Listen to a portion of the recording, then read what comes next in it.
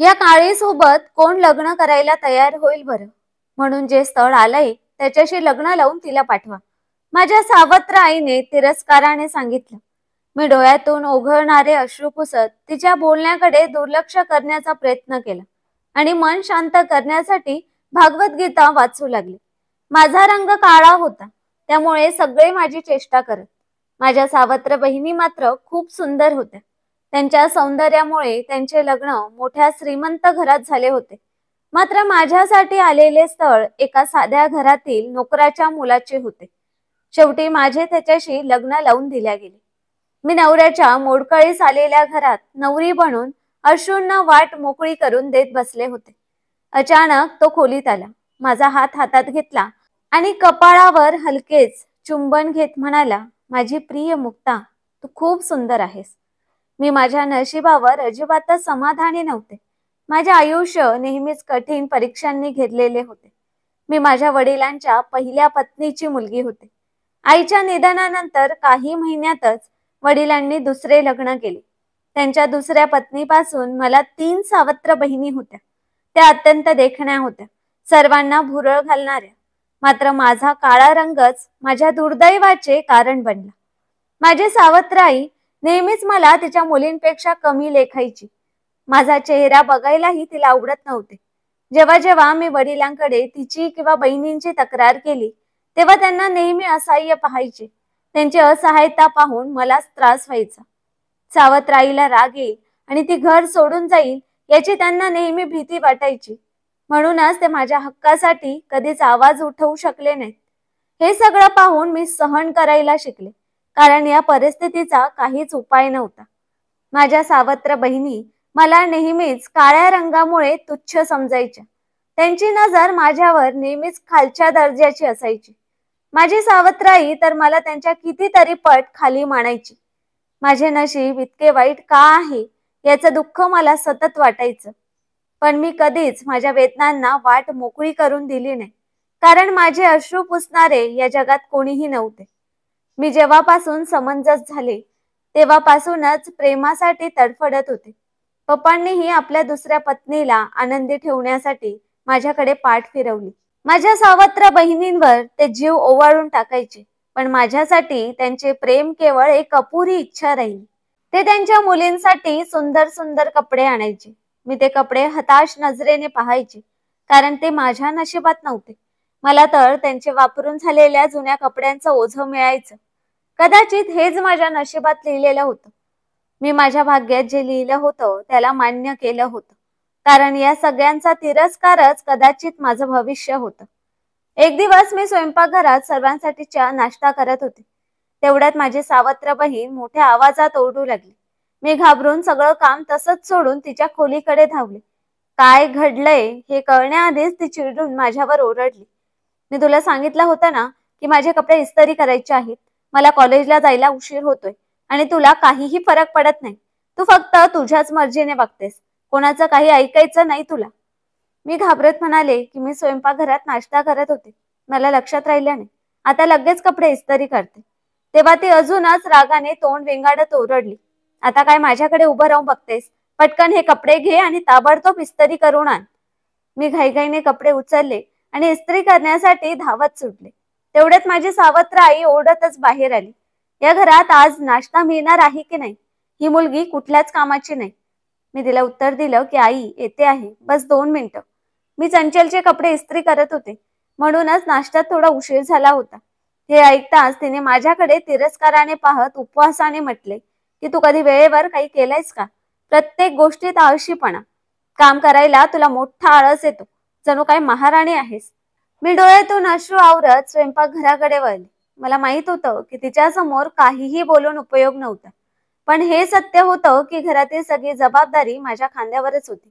तरीही मला केवळ अपमान आणि तिरस्कारच मिळायचा. मी माझ्या खोलीत जाऊन माझ्या आईची आठवण काढून हमसून रडत राहायचे. मी ना कधी आईचं प्रेम अनुभवलं ना तिला पाहिलं होतं. मनातले दुःख मला सतावत राहायचे. अनेकदा मी देवासमोर हात जोडून प्रार्थना करायचे की कदाचित मला आईसोबतच या जगातून न्यायला हवं होतं. या निर्दयी जगात माझ्यासाठी कुणीही नव्हतं. माझ्या सावत्र बहिणी तर लहानपणापासूनच माझ्या विरोधात होत्या. कोणत्या कारणाने त्या माझ्याशी इतक्या तिरस्काराने वागायच्या हे मला कधीच कळलं नाही. त्या मला प्रत्येक गोष्टीत कमीपणा दाखवायच्या, अपमान करायच्या आणि सावत्र आई त्यांना भरपूर पाठिंबा द्यायची. माझे पप्पा देखील मला तिरस्काराने पाहू लागले. माझी सावत्र आई आणि बहिणींचा तिरस्कार मी सहन करू शकत होते, पण पप्पांच्या वागणुकीने मात्र माझं मन पूर्णपणे तुटून गेलं. मी सगळं निमूट सहन करत होते, पण त्यांच्या दुर्लक्षाने मला आतून पोखरून टाकलं. ते माझ्या सावत्र बहिणींना जीव लावायचे, पण माझ्यासाठी त्यांच्या प्रेमात काहीच जागा नव्हती. माझी सावत्र आई उपवासाने म्हणायची की तुझ्या काळ्या रंगामुळेच तुझा बाप तुला जवळ करत नाही. ती तिच्या विषारी शब्दांनी मला वारंवार जखमी करायची. मी मनातून खचत चालले होते.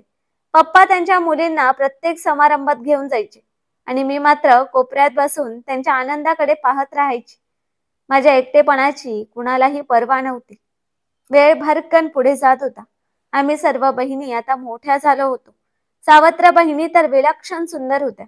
त्यांचे गोरे गुलाबी चेहरे आणि चमकणाऱ्या डोळ्यांमुळे त्यांच्या सौंदर्यात भर पडायची.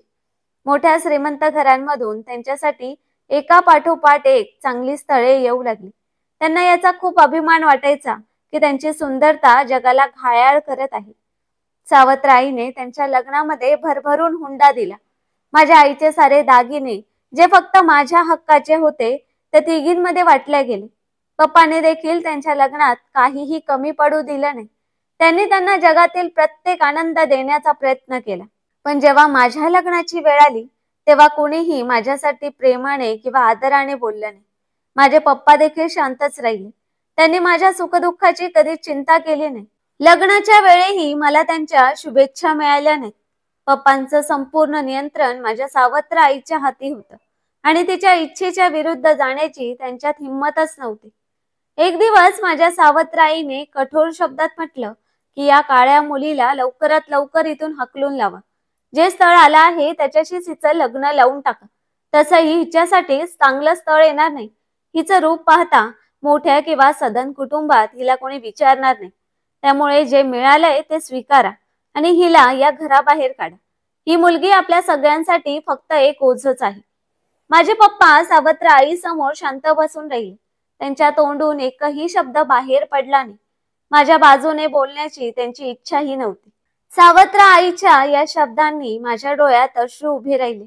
मी त्यांच्यासाठी एवढं मोठं ओझं कधी बनले? मी कधी चांगल्या कपड्यांसाठी हट्ट केला नाही, कधी छान जेवणाची मागणी केली नाही, कधी त्यांच्या समोर काहीही मागितले नाही. तरीही माझ्यावर एवढा अन्याय का? पण मला समजत होतं की या घरात माझ्या इच्छांची, माझ्या भावनांची काहीच किंमत नाही.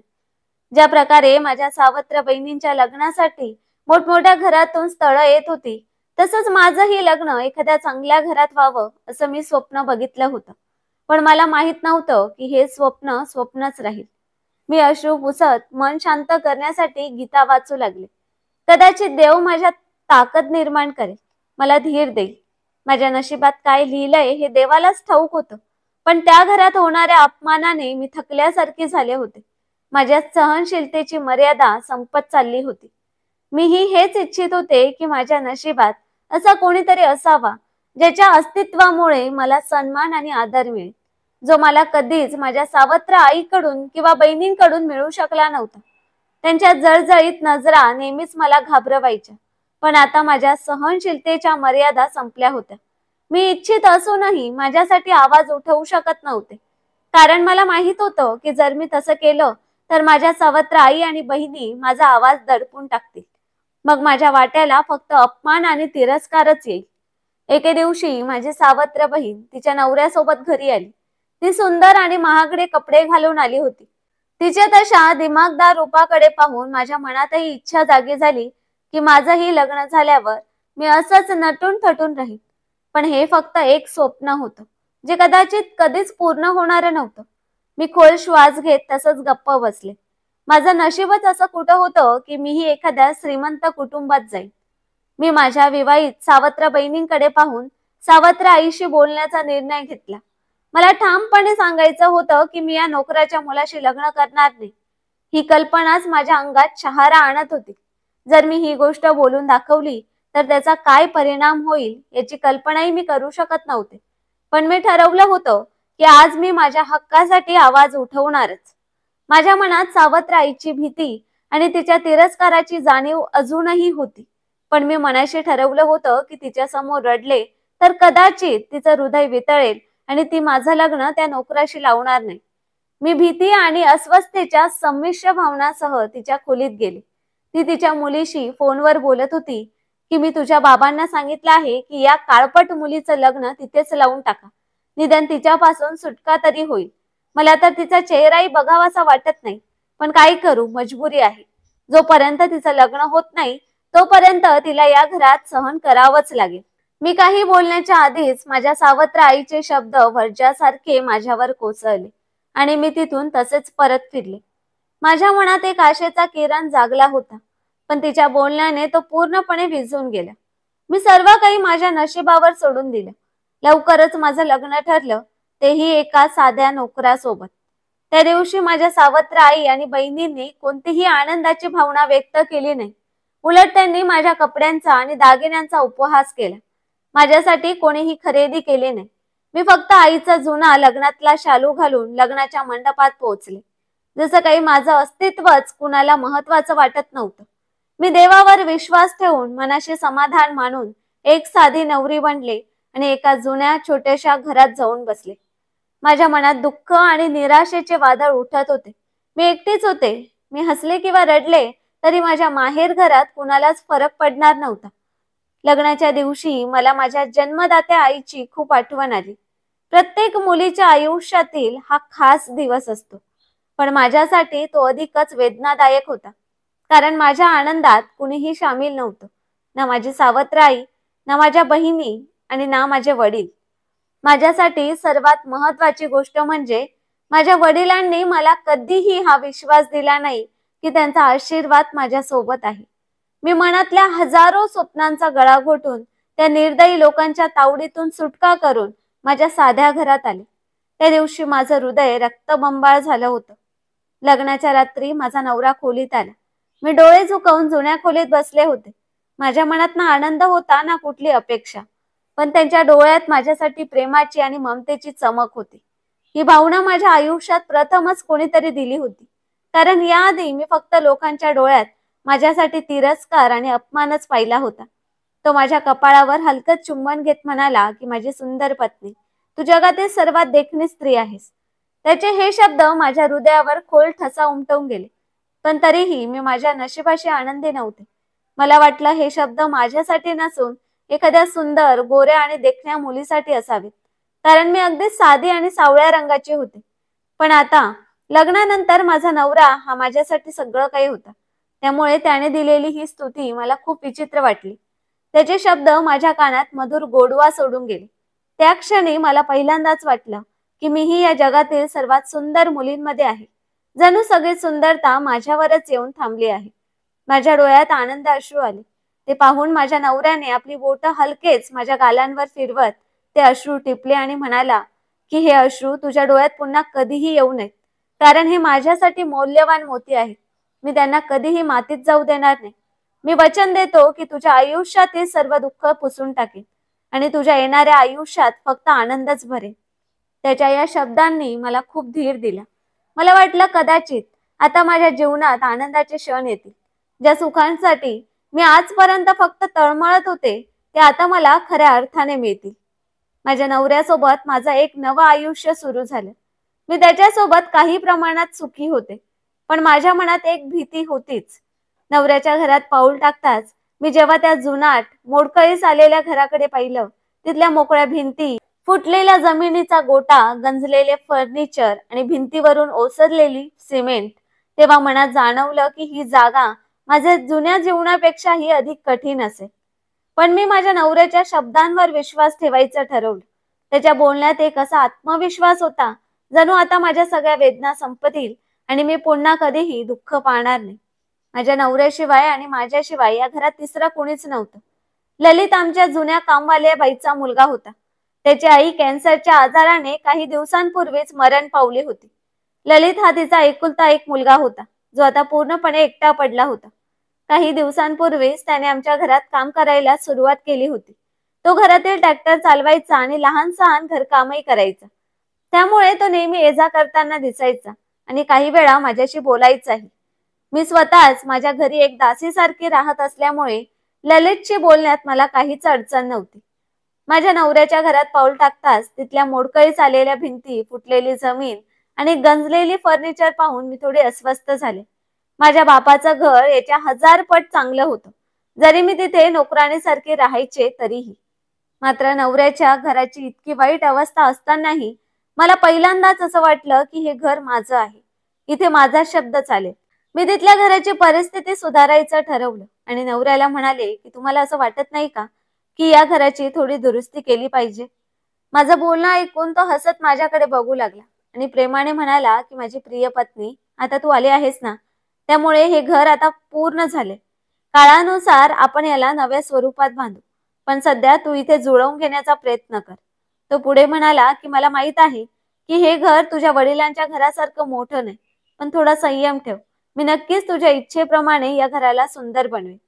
मी हलकसं हसत उत्तर दिलं की खरंच हे घर माझ्या पप्पांच्या घरासारखं नाहीच आहे, कारण इथे मला कोणाच्या टोमण्यांना सामोरं जावं लागणार नाही. इथे मला माझ्या सावळ्या रंगामुळे कोणीही कमी लेखणार नाही. माझा नवरा प्रेमाने माझ्याकडे बघत म्हणाला की जर कोणी माझ्या नजरेतून तुला पाहिलं तर त्याला कळेल की तू किती सुंदर आहेस. मी त्याच्याकडे पाहत मंद हसत म्हणाले की हे तुम्ही फक्त माझं मन राखण्यासाठी म्हणत आहात. तो हलकसा हसत पुढे म्हणाला की मी बाहेरची नव्हे तर माणसाच्या मनातली सुंदरता पाहतो. खरी सुंदरता माणसाच्या हृदयात असते आणि ती तुझ्यात आहेच. तुझ्या या गुणांमुळे मी स्वतःला भाग्यशाली समजतो, कारण तू इतर मुलींपेक्षा खूप वेगळी आहेस, खूप निरागस आणि साधी आहेस. तू तुझ्या निरागसतेने माझं मन जिंकले. इतकीच प्रशंसा पुरेसे आहे की अजून जास्त प्रशंसा करावी लागेल. असं म्हणत माझा नवरा जोरात हसला. मी त्याला बघत हसतच म्हणाले की जेवण तयार आहे. तुम्ही मला बोलण्यात गुंतवून ठेवलंय, नाहीतर जेवण केव्हाच तयार झालं आहे. माझा नवरा माझा हात पकडून म्हणाला की चला तर आज पाहूया की माझ्या प्रिय पत्नीने माझ्यासाठी कसं जेवण तयार केलं आहे. मी हसतच उत्तर दिलं की प्रेमाने केलं आहे तर चांगलंच असेल. माझा नवरा एक मेहनती आणि साधा माणूस होता. त्याच्याबद्दल माझ्या मनात इज्जत आणि प्रेमाचा एक समुद्र होता. तो माझ्याशी खूप प्रेमाने वागत होता. कधीही माझ्यावर ओरडला नव्हता आणि नेहमी मला प्रिय पत्नी असं संबोधायचं. हे त्याचं रोजचं रुटीन होतं. पण तरीही माझं मन त्याच्या प्रेमाला स्वीकारायला तयार नव्हतं, कारण मी माझ्या आयुष्यात अशा शब्दांची कधी अपेक्षाच केली नव्हती. माझ्या सावत्र आई आणि बहिणींचं वागणं अजूनही माझ्याशी तसंच होतं. त्या मला कायम टोचून बोलत होत्या. जेव्हा कधी त्यांचा सामना होत होता तेव्हा मला त्याच तिरस्काराने भरलेल्या नजरेने पाहत होत्या आणि म्हणत होत्या की तुझा नवरा तुला राजकुमारी म्हणतो, पण खरं तर तू एक नोकरानीसारखी दिसते. जर तो खरंच तुला राजकुमारी मानत असेल तर त्याने तुला एखाद्या महालासारख्या घरात ठेवायला पाहिजे, या जुन्या तुटलेल्या घरात नाही. त्यांचे हे शब्द माझ्या मनाला जखमी करत होते, पण मी संयम ठेवण्याचा प्रयत्न केला होता. मी त्यांना काहीच उत्तर न देता फक्त विचार करत असे की वेळच सर्वात चांगलं उत्तर देणारा असतो. माझ्या पतीने माझ्या स्वप्नांना पूर्ण करण्याचा निश्चय केला होता. तो मला शिकवू इच्छित होता, ज्यामुळे मी स्वतःच्या पायांवर उभं राहू शकेन. एक दिवस तो मला म्हणाला की माझी इच्छा आहे की तू तुझं शिक्षण पुन्हा सुरू करावं. त्याचे हे शब्द ऐकून मी शांत राहिले, कारण शिक्षणाचा प्रवास मी फार पूर्वीच सोडला होता. माझ्या सावत्र आईने माझ्या शाळेला जाताना अडथळा आणला होता, तर त्यांच्या स्वतःच्या मुलींना चांगल्या शाळांमध्ये शिकवलं होतं. मी माझ्या भूतकाळात हरवले, पण जेव्हा माझ्या पतीने पुन्हा मला विचारलं तेव्हा मी त्याच्या इच्छेप्रमाणे निर्णय घेतला. त्याला अपेक्षा होती की मी माझ्या कर्तृत्वाची ओळख करून देईन आणि जगाला दाखवीन की एक स्त्रीची खरी सुंदरता तिच्या बाह्य रूपावर नाही तर तिच्या अंतर्गत सौंदर्यावर असते. मी त्याचा आदर ठेवून आणि त्याच्या विश्वासावरच पुन्हा शिकण्यास सुरुवात केली. मी असा विचार केला की एक दिवस नक्कीच काहीतरी करून दाखवेन. त्याच दरम्यान माझ्या नवऱ्याने मला पूर्णपणे साथ दिली. त्याने मला प्रत्येक पावलावर विश्वास दिला की तो नेहमी माझ्या सोबत आहे. त्याचे सहकार्यच माझ्यासाठी एक मजबूत आधार बनले. एक दिवस माझ्या नवऱ्याने माझ्यासाठी एक छोटं गिफ्ट आणलं. ते एक पुस्तक होतं. त्या पुस्तकाचं नाव होतं आपल्या आतल्या सौंदर्याला ओळखा. ते म्हणाले की हे पुस्तक तुला तुझ्या आतल्या सौंदर्याला शोधण्यात मदत करेल आणि हे जे तू दुसऱ्यांच्या निरर्थक गोष्टींमुळे मनातल्या वादळाला जन्म देतेस ना, हे वाचल्यावर ते वादळ शांत होईल. मी त्या पुस्तकाचं वाचन सुरू केलं आणि त्याचे प्रत्येक शब्द माझ्या हृदयाच्या गाभ्यात रुंजी घालू लागले. ते पुस्तक वाचून मला समजलं की माझ्या जीवनाचा उद्देश फक्त इतरांना आनंद देणं नाही, तर स्वतःला ओळखणं आणि स्वतःला सावरणं आहे. त्या दिवसापासून मी माझ्या जीवनात नवीन आशा दिली आणि निराशा आपल्या जीवनातून बाहेर फेकली. त्या दिवसापासून मी ठरवले की मी माझ्या आदर आणि प्रेमाला माझ्या क्षमतेच्या आधारावरच मिळवे. माझ्या नवऱ्याच्या प्रेमाने आणि आदराने मला स्वतःची ओळख तयार करण्याच्या नवीन वाटा दाखवल्या. त्यांनी मला माझ्यात दडलेली स्त्री जागवण्यात पूर्णपणे सहाय्य केलं. त्यांचं प्रेम आणि विश्वास हाच माझा आधार होता. त्यांनी माझ्या आत हा जोश भरला की एक मजबूत स्त्री जग बदलू शकते. माझ्या जीवनात एक वेगळा बदल घडू लागला होता. पतीच्या प्रेमाने आणि आत्मविश्वासाने मला विचार करण्यास भाग पाडलं की कदाचित मी काही करू शकते, स्वतःसाठी काही करू शकते आणि माझं जीवन सुधारू शकते. पण हा प्रवास इतका सोपा नव्हता जितका मी विचार केला होता. एक दिवस माझे पती मला म्हणाले की जर तू इच्छित असेल तर मी तुला चांगल्या कॉलेजमध्ये प्रवेश मिळवून देऊ शकतो. मी आश्चर्यचकित होऊन त्यांच्याकडे पाहत होते. ते माझ्या हातावर हात ठेवून मला धीर देत म्हणाले की तुझं शिक्षण तुला ते स्थान देईल ज्याची तू हकदार आहेस. हे ऐकून मला खूप आश्चर्य वाटलं. शिक्षण आणि माझ्यासारख्या मुलीला. सुरुवातीला मला भीती वाटत होती की मी खरंच हे सर्व करू शकते का, पण त्यांच्या आत्मविश्वासाने आणि प्रेमाने मला धैर्य दिलं. त्यांनी आपल्या गावी असलेली जमीन विकून माझं कॉलेजमध्ये प्रवेश घेतला. माझ्या हृदयात एक विचित्र आनंद आणि भीतीही होती. पण जेव्हा मी शिक्षण सुरू केलं तेव्हा मला कळलं की हे जग खूप सुंदर आणि योग्य आहे. शिक्षण माणसाच्या आतल्या सौंदर्याला उजागर करतं, न की फक्त बाह्य दिसणाऱ्या सौंदर्याला. हे मी त्या दिवशी जाणले की माझ्या शिक्षणाच्या प्रवासाला ना माझ्या सावत्र आईने स्वीकारलं आणि ना माझ्या बहिणींनी. त्यांचे शब्द अजूनही माझ्या कानात घुमत होते. आता ही काळी मुलगी शिक्षण करून काय करणार, काहीही बदलणार नाही. हा 2 कवडीचा माणूसही तिच्यासाठी काही करू शकत नाही, काहीही करू शकत नाहीत हे दोघं. सावत्र आई आणि बहिणींचे हे शब्द नेहमी माझ्या कानात घुमतच होते. अशी बोलणी मी माझ्यासाठी तर सहन करायचे, पण पतीसाठी ते सहन करणं खूप कठीण होतं. त्यांचे शब्द मला तोडण्याचा प्रयत्न करत होते, पण मी त्यांना माझ्या ताकदीचा हिस्सा बनवला आणि ठरवलं की एक दिवस त्यांना मी काहीतरी करून दाखवणारच. एक दिवस मी पुस्तक वाचत होते तेव्हाच माझी सावत्र बहीण आली आणि म्हणाली की तुझ्यासारख्या मुलींचे काही स्वप्न नसतात, हे सर्व काही तुझ्यासारख्या मुलींसाठी नाहीये. पण यावेळी मी शांत राहिले नाही. मी हसत हसत तिला उत्तर दिलं की पहा, एक दिवस हेच स्वप्न माझी हकीकत बनेल आणि तो दिवस माझ्यासाठी सर्वात मोठा आणि महत्वाचा दिवस असेल. तर ती हसत हसत म्हणाली की तुझी हकीकत ही आहे की तुझा रंग काळा आहे आणि तू 2 कवडीच्या नोकराची बायको आहेस. तुझी या जगात काहीच किंमत नाही आणि हे तुझं स्वप्न कधीही हकीकत होणार नाही. तू नेहमी ज्या ठिकाणी आहेस तिथेच राहशील. माझ्या सावत्र बहिणीच्या या शब्दांनी मला खूप दुखावलं होतं. पण जो आत्मविश्वास माझ्या पतीने मला दिला होता तो नष्ट झाला नाही. माझ्या नवऱ्याने फक्त माझा आत्मविश्वास वाढवला नाही, तर त्यांनी मला शिक्षणाच्या या प्रवासात आपलं सहकार्य दिलं.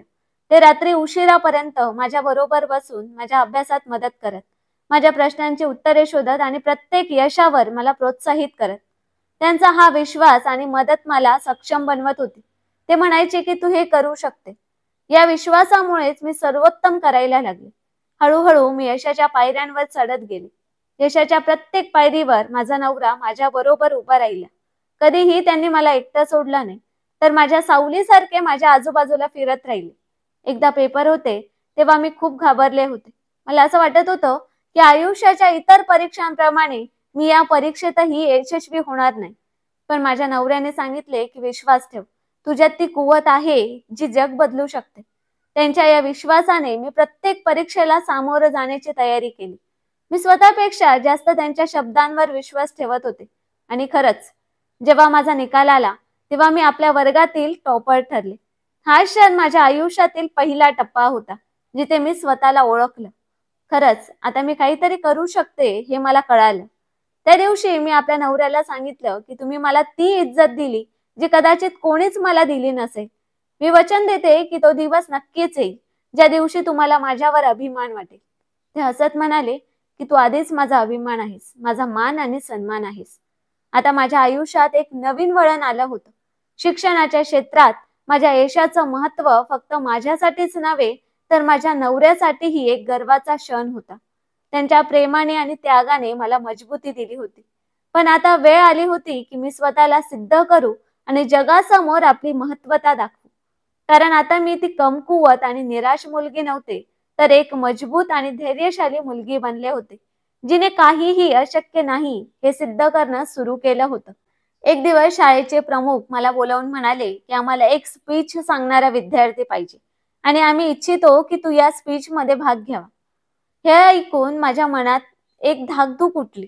मी जी कधी स्वतःवर विश्वास ठेवत नव्हते, जी स्वतःला विश्वास देऊन दुसऱ्यांसमोर एक शब्दही बोलू शकत नव्हते, मग कसं ही मुक्ता सर्वांसमोर उभं राहून बोलू शकणार. पण माझ्या नवऱ्याने मला धीर दिला की लक्षात ठेव, हा तुझ्या स्वप्नांचा पहिला टप्पा आहे. धैर्य ठेव, तू हे करू शकते. कोणतीही गोष्ट माणसाच्या ताकदीबाहेर नसते. मी थोड्याशा भीतीसह त्या स्पर्धेला स्वीकारलं, कारण त्यात माझ्या नवऱ्याचा आनंद आणि त्याच्या संमतीचा समावेश होता. ते इच्छित होते की मी या आव्हानाला स्वीकार करू आणि जिंकू. घरी आल्यावर मी माझ्या स्पीचची तयारी केली. जेव्हा स्पर्धेचा दिवस आला तेव्हा माझं हृदय भीती आणि उत्साहाच्या विचित्र वाटेवर उभं होतं. सतत एक भीती माझ्या मनात होती की इतक्या लोकांसमोर मी बोलू शकणार का नाही. मी स्वतःला धीर दिला की मला हे करावंच लागेल, केवळ माझ्यासाठीच नाही तर त्या व्यक्तीसाठीही ज्याने मला इथे पोहोचवण्याचा मार्ग दाखवला. म्हणूनच मी स्टेजवर जाण्यापूर्वी ठरवलं की मी ही स्पर्धा काहीही करून जिंकूनच दाखवणार. चालू असलेल्या चॅलेंज दरम्यान मी थोड्याशा भीतीसह स्टेजवर पाऊल ठेवलं. त्या ठिकाणी असलेल्या शेकडो लोकांच्या नजरा माझ्यावरच होत्या. स्पीच देताना माझा आवाज थोडा थरथरत होता, पण मग मला माझ्या नवऱ्याचे शब्द आठवले की विश्वास ठेव, तू हे करू शकते. या शब्दांनी माझ्या अंगात एक वेगळीच ऊर्जा भरली.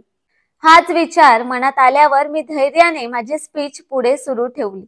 ही स्पीच माझ्या हृदयातून निघाली होती आणि तिचा प्रभाव त्या सर्वांच्या हृदयापर्यंत पोहोचला.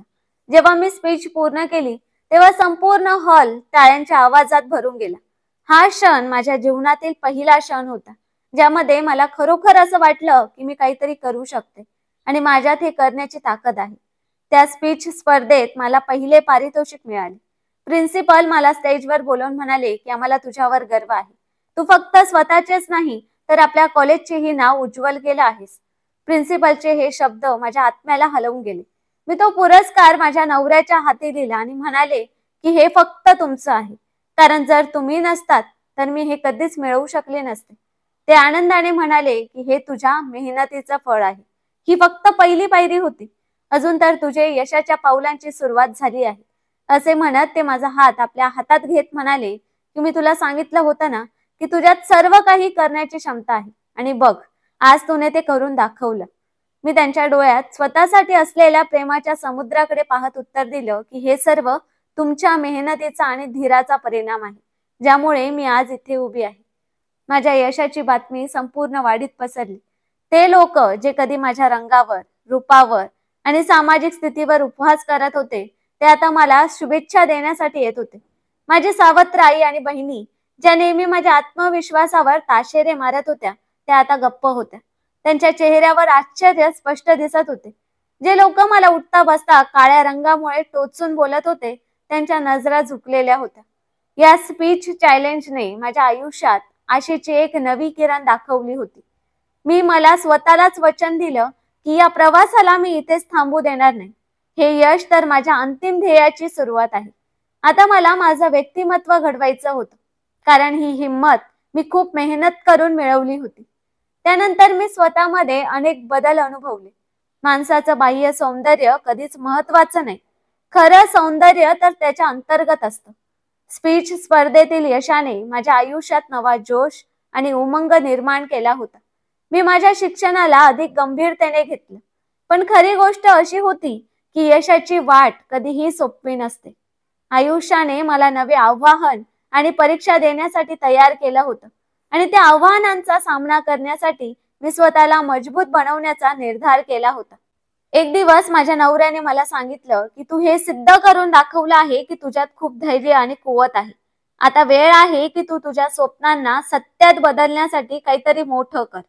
काहीतरी असं कर जे तुझ्या ओळखीपासून इतरांना फायदा देखील देईल. त्यांनी माझ्या मनात एक नवं स्वप्न जागवलं. मी ठरवलं की मी माझं शिक्षण पूर्ण केल्यानंतर एक शिक्षक होईल. माझं स्वप्न होतं की मी त्या मुलींसाठी एक आशेची किरण बनवून उभी राहीन, त्या मुलींमध्ये ही तीच ताकद आणि आशा निर्माण करेन ज्या मुलींनी माझ्यासारख्या परिस्थितीत राहून जीवनाशी हार मानली आहे. माझं हे स्वप्न जितकं सुंदर होतं तितकंच ते कठीण देखील होतं. माझ्या सावत्र आईने नेहमीप्रमाणे माझ्या रस्त्यात अडचणी निर्माण करण्याचा खूप प्रयत्न केला. एक दिवस ती चिडून म्हणाली की टीचर होण्याचं स्वप्न पाहणारी काळी मुलगी कदाचित वेडी झाली आहेस. कोणीही तुझ्यासारख्या रंगाची मुलगी टीचर होणार नाही. त्यांच्यासारख्या मुली तर नोकरानीच होतात. तिच्या या शब्दांनी माझ्या हृदयाला जखमी केलं होतं. मला धीर देण्याऐवजी तिच्या शब्दांनी मला कमजोर करण्याचा प्रयत्न केला जात होता. पण माझा नवरा नेहमीच माझ्या सोबत उभा राहिला. तो म्हणाला की लोक थांबवण्याचा प्रयत्न करतील, तुझ्या मार्गात अनेक अडचणी निर्माण करतील, पण तुला तुझ्या स्वप्नांसाठी लढावंच लागेल. फक्त तू त्यांचं बोलणं न ऐकल्यासारखं करत पुढे जात राहा. विसरून जा की तुझ्या आयुष्यात असे लोक आहेत जे तुझ्या यशामुळे आनंदी नसतात तर तुला तोडण्याचा प्रयत्न करत राहतात. मी माझ्या शिक्षणासाठी एक स्कॉलरशिप अर्ज केला. ही स्कॉलरशिप त्या लोकांसाठी होती ज्यांना यश मिळवण्याची तीव्र इच्छा होती, पण परिस्थितीमुळे ते मागे राहून आपल्या शिक्षणाची पूर्तता करू शकले नव्हते. मी माझ्या नवऱ्याच्या समस्यांना ध्यानात घेत या अर्जाची विनंती केली होती, कारण मी आणखीन त्यांना आर्थिक कष्टात टाकू इच्छित नव्हते. मी दिवस रात्र मेहनत केली आणि संपूर्ण लक्ष माझ्या शिक्षणावर केंद्रित केलं. देवाची प्रार्थना करत राहिले की माझं स्वप्न सत्यात उतरावं. जेव्हा स्कॉलरशिपच्या यादीचे निकाल लागले तेव्हा माझं हृदय धडधडत होतं. मी देवाकडे प्रार्थना करत होते की मला यादीत माझं नाव मिळावं, जेणेकरून मला कोणत्याही प्रकारच्या अडचणींना सामना न करावा लागो. जेव्हा मी यादीत माझं नाव पाहिलं तेव्हा मी आनंदाने उडीच मारली. माझं नाव त्या यादीत सर्वात वर होतं. मी देवाचे आभार मानले आणि माझ्या नवऱ्याला ही आनंदाची बातमी सांगितली. त्याने मला म्हटलं की हे तुझ्या मेहनतीचं फळ आहे आणि मला माहित आहे की तू पुढेही अशीच यशस्वी होशील. माझ्या त्या यशामुळे माझ्या वाड्यामध्ये आणि कुटुंबात एक नवा उत्साह निर्माण झाला. ज्यांनी आधी मला कमी समजून पाहिलं आणि चुकून मला दुर्बल समजलं, आज तेच लोक माझ्या स्तुतीत बोलत होते. माझी सावत्र आई जी नेहमी माझ्या विरुद्ध बोलायची ती आता शांत होती. माझ्या बहिणी ज्यांची लग्ने मोठ्या घरांमध्ये झाली होती आज ते माझ्या समोर नमते होऊन उभ्या होत्या. कदाचित त्यांना हे समजलं असेल की ज्ञान आणि रंग यावरून कधीही माणसाचं मूल्यमापन करू नये. मला हे समजलंय की जर माणूस मेहनत करतो तर त्याला त्याचं सर्व काही मिळवता येईल. मी जी कधी कमजोर आणि घाबरलेली मुलगी होते ती आता एक शक्तिशाली व्यक्ती बनली होती. स्कॉलरशिप मिळवण्याचा तो क्षण माझ्या जीवनात एक नवा वळण घेऊन आला. माझ्या पावलांमध्ये एक नवा आत्मविश्वास होता आणि माझ्या मनात नवे स्वप्न फुलत होते. मी माझ्या शिक्षणाच्या प्रवासाला आणखी प्रचंड मेहनत आणि समर्पणाने सुरू ठेवलं. मात्र यशाच्या वाटेवर वेळोवेळी अनेक अडचणींना सामना मला करावाच लागला. माझ्या गावाजवळील शहरातील शाळेत मला शिकवण्याची संधी मिळाली. हा तो पहिला क्षण होता ज्यामध्ये मी माझ्या स्वप्नांना प्रत्यक्षात बदलताना पाहिलं.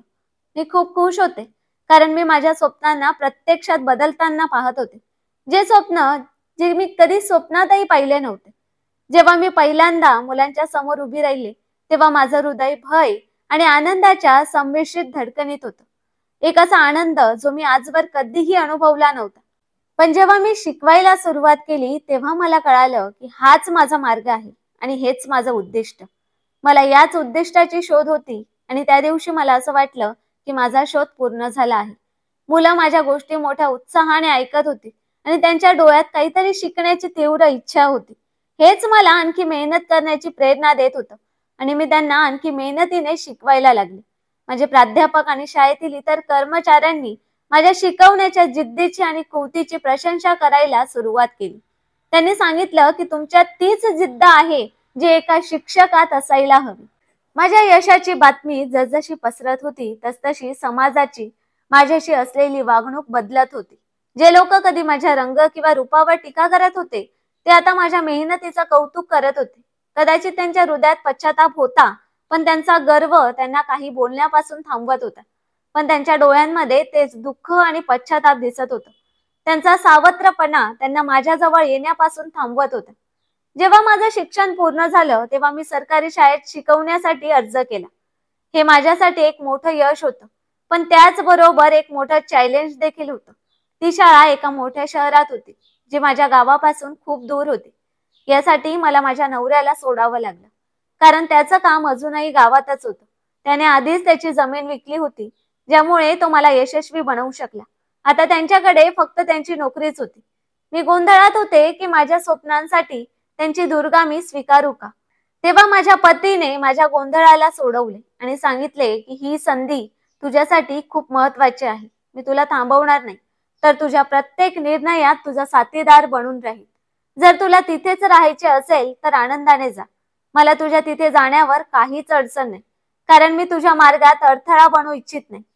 ही गोष्ट ऐकून माझं हृदय भरून आलं. मी ठरवले की मी माझ्या स्वप्नांना प्रत्यक्षात आणण्यासाठी या आव्हानाला स्वीकारणार, पण त्याचबरोबर माझ्या नात्याला देखील महत्त्व देणार.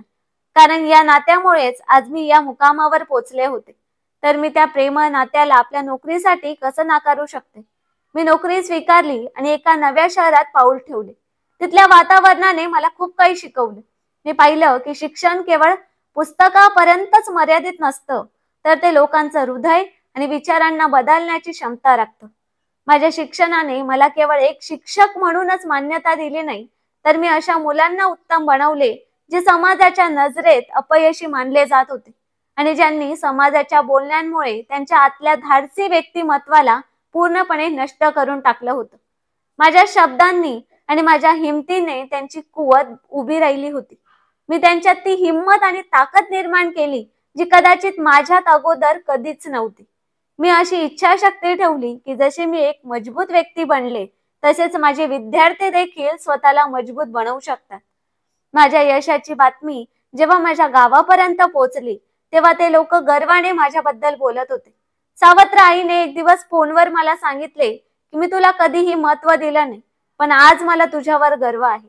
हे शब्द माझ्या मनाला शांतता देण्यासाठी पुरेसे होते. त्या शब्दांनी माझ्यात अजूनही अधिक हिंमत भरली होती की आता मला आणखी उच्च उडान घ्यायचं आहे. त्या दिवशी मी समजले की जेव्हा एखादी व्यक्ती आपला ध्येय आणि मेहनत एकत्र करून पुढे जात असते, तेव्हा जग तिच्या मार्गातील अडथळे आपोआप काढून टाकते. माझं जीवन यशाच्या मार्गावर जाऊ लागलं होतं, पण जीवन नेहमीच परीक्षांपासून मुक्त नसतं. नव्या शहरात नोकरी सुरू केल्यानंतर मी फक्त माझ्या स्वप्नांचा पाठलाग केला नाही, तर मी अनेक मुलांच्या स्वप्नांना देखील प्रत्यक्षात आणण्याचं कारण बनले.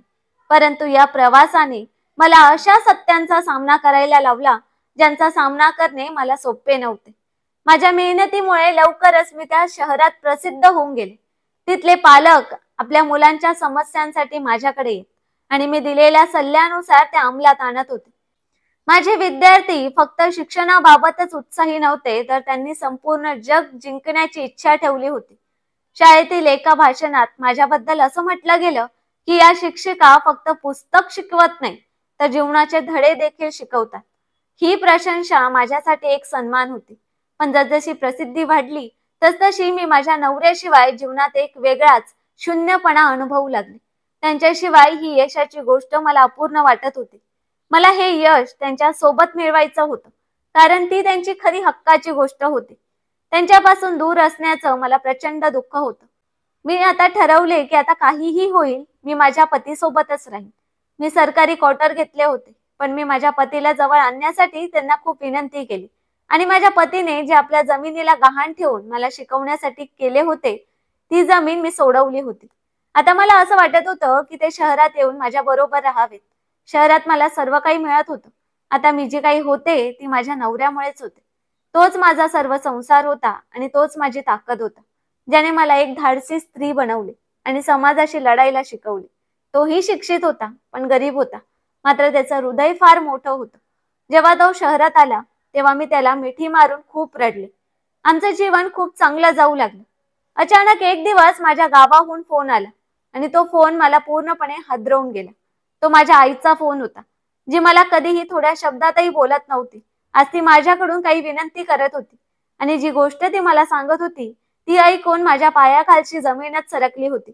माझी सावत्र बहीण, जिने मला नेहमी तुच्छ समजले होते, आज ती फारच त्रासली होती, कारण तिच्या पतीचा अपघात झाला होता आणि त्याने घटनास्थळी आपला जीव गमावला होता. तिच्या 2 मुली होत्या आणि सासू सासरे तिला आणि तिच्या मुलींना ठेवायला तयार नव्हते. माझे वडील आता खूप वयस्कर झाले होते आणि ते आता काही कमवून तिला खाऊ घालू शकत नव्हते. माझ्या इतर बहिणींनी तर हात वर केला होता की आमच्याकडे इतके पैसे नाहीत की आम्ही त्यांचा खर्च करू शकतो. तेव्हा माझ्या आईने मला अपेक्षा दाखवली होती आणि माझ्या वडिलांनीही रडत रडत सांगितलं की बेटा, आता तूच आमचा आधार आहेस. तू चंचलला आणि तिच्या मुलांना शहरात आण. वडिलांची अशी आर्त मागणी ऐकून मी अस्वस्थ झाले आणि त्यांना माझ्याकडे बोलावून घेतले. चंचलच्या मुलांचे सरकारी शाळेत प्रवेश घेतले आणि चंचलला एका प्रायव्हेट कंपनीमध्ये रिसेप्शनिस्ट म्हणून नोकरी मिळवून दिली. सकाळी 9 ते 2 पर्यंतची शिफ्ट होती आणि तिला 15,000 पगार मिळत होता. त्यामुळे तिला आपल्या मुलांना सांभाळायचा वेळही मिळत होता. आता चंचल मनापासून मेहनत करत होती आणि तिच्या केलेल्या गोष्टींवर रोज पश्चाताप करत होती. ती अनेक वेळा माझ्याकडून माफी मागून गेली होती. जेव्हा माझे वडील गावातून दिल्लीला आले, तेव्हा मी अनेक तास त्यांच्या गळ्यात पडून रडत राहिली. ही पहिलीच वेळ होती जेव्हा माझ्या वडिलांनी मला प्रेमाने मिठी मारली होती. माझे आई वडील माझ्या बरोबरच राहत होते आणि चंचल आपल्या मुलांसोबत वेगळ्या फ्लॅटमध्ये राहत होती आणि माझा नवराही माझ्या बरोबरच होता. माझे आई वडील माझ्या पतीकडून अनेक वेळा माफी मागून गेले होते. माझे वडील माझ्या पतीला म्हणाले की जे काम मला माझ्या मुलीसाठी करायचं होतं ते तू करून दाखवलं आहेस. तू जगातील सर्वात उत्कृष्ट माणूस आहेस, ज्याने एका स्त्रीला धाडस आणि ताकद दिली आणि समाजात मान उंच ठेवून चालण्याची संधी दिली. तर मित्रांनो, तुम्हाला काय वाटते की या कथेतील मुक्ताने आपल्या आई वडिलांना आणि बहिणीला मदत करून योग्य केले की अयोग्य? तुमचे मत आम्हाला कमेंट्स करून नक्की सांगा. आणि जर तुम्हाला आजची ही कथा आवडली असेल तर व्हिडिओला लाईक करा आणि आपल्या मित्रांसोबत शेअर करा. आणि हो, जर तुम्ही आमच्या चॅनलला सबस्क्राईब केला नसेल तर कृपया सबस्क्राईब करायला विसरू नका. धन्यवाद.